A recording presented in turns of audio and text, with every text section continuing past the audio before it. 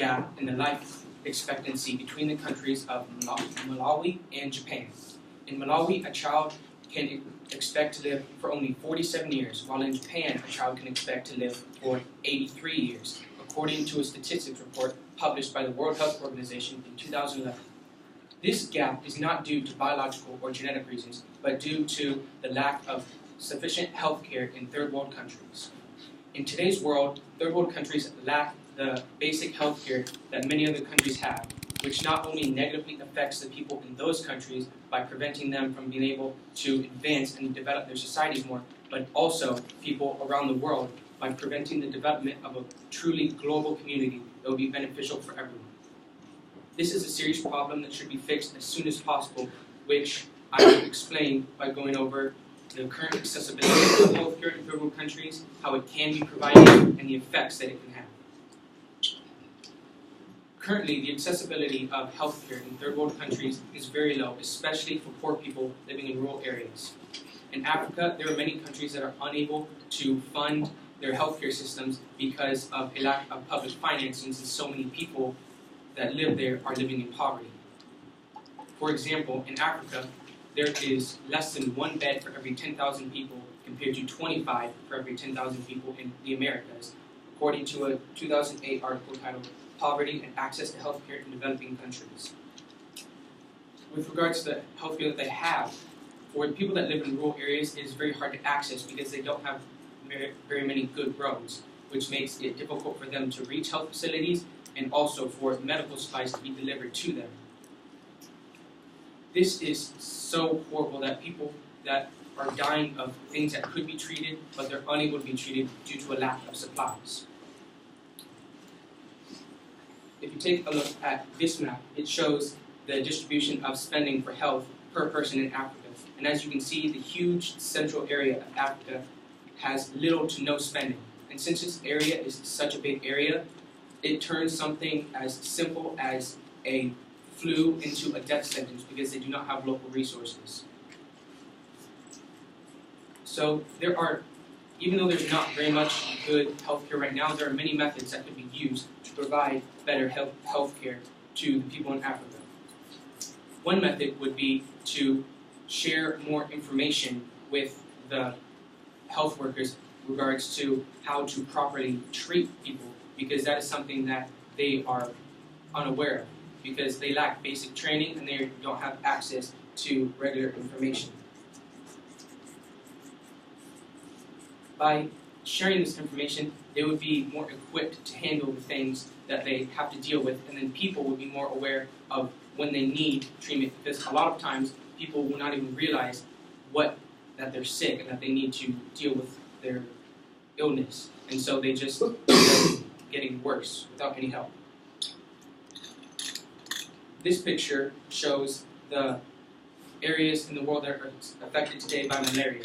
And currently, malaria kills 1 million people a year, with most of them being under the age of 5, and almost all of them coming from Africa. And as you can see, almost all the countries that are still affected by malaria are third world countries because they do not have the necessary tools in order to deal with this, like the rest of the world, which has basically eliminated it. Another way to provide better health care for people in third world countries is to make sure that the way they spend their money is in an economically efficient way. Because if they are not using the money correctly, then they could be wasting what little money they have. For example, the countries of Malawi and Ethiopia are currently working on developing cleaner water sources, universal vaccine coverage, and establishing better sanitation practices, because these things can help to eliminate the spread and cause of disease in the first place. So that way, instead of having to constantly deal with curing illnesses, they can stop the spread of those illnesses in the first place. According to an article titled How to Improve Healthcare in Developing Countries in 2017. Another way that healthcare could be improved is through private healthcare, which is something that is not too common as of right now. The benefits of private healthcare are that it has better and more flexible access, there are shorter waiting times, and there is a greater sensitivity to user needs, so it's easier for people to use.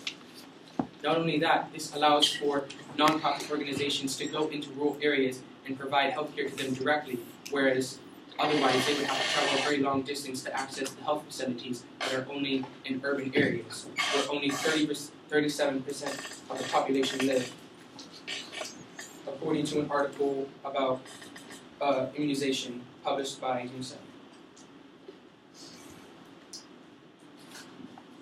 So if these steps are taken to provide better health care to the people in Africa, there are many effects that could happen that would be very beneficial for everyone. First off, in the world we live in today, where we are very much connected, it is very much possible for diseases to easily spread around the world. And if we don't work to improve the health care in third world countries, this is a prime spot for disease to begin and spread to the rest of the world, as what could have happened with the Ebola outbreak in 2014. And from that outbreak, 11,000 people died since it began, and almost all of them are in Africa, according to a statistic published by CDC in 2016. This picture shows the areas most affected by Ebola, and the important thing about this is that almost all of these areas, with the exception of South Africa, are the same areas from the first map that received very little to no spending on healthcare. So obviously there must be some relationship between that if these are the areas where Ebola hit the worst. And so if we improve the healthcare in third world countries, this could allow for everyone in the world to live longer and healthier lives by getting rid of deadly diseases that could damage countries all over the world. But in order to do this, we have to get rid of the conditions that allow for these diseases to begin and spread. Another effect of improving the healthcare in third world countries is that it would allow the people of these countries to develop more and advance their countries to where they could establish democracies, which is beneficial for us because the more democracies there are in the world, the less war we are fighting in. And that's beneficial for us because then the United States will be able to spend more money on improving the lives of the citizens and increasing the standard of living instead of having to pay so much for war, according to a 2004 book titled Future Tense, The Coming World Order. Another way that improving health in third world countries would benefit us is that if these countries are able to develop and advance more to the status of other first world countries, then they would be able to become active members of the global economy, which would allow for more markets for U.S. goods, which could allow for the creation of new jobs in the United States because of an increased demand for domestic products. And that is according to a book titled Health and Economic Growth in 2005. As can be seen, third world countries have a serious problem with healthcare, but it is not a problem too big that it cannot be fixed, and one that can have very many benefits if it is fixed. The way you can help out the most for this is to tell other people about this, because the more people that know about this, the more it will be talked about, and the more it's talked about, the less people will be able to sweep it under the rug and ignore it just because it's happening far away. And if you want to take the extra step, another way you can help is by donating to a charity that is actively working to improve healthcare in third world countries, such as the World Health Organization, the African Medical and Research Foundation, and the International Medical Board, as well as many others.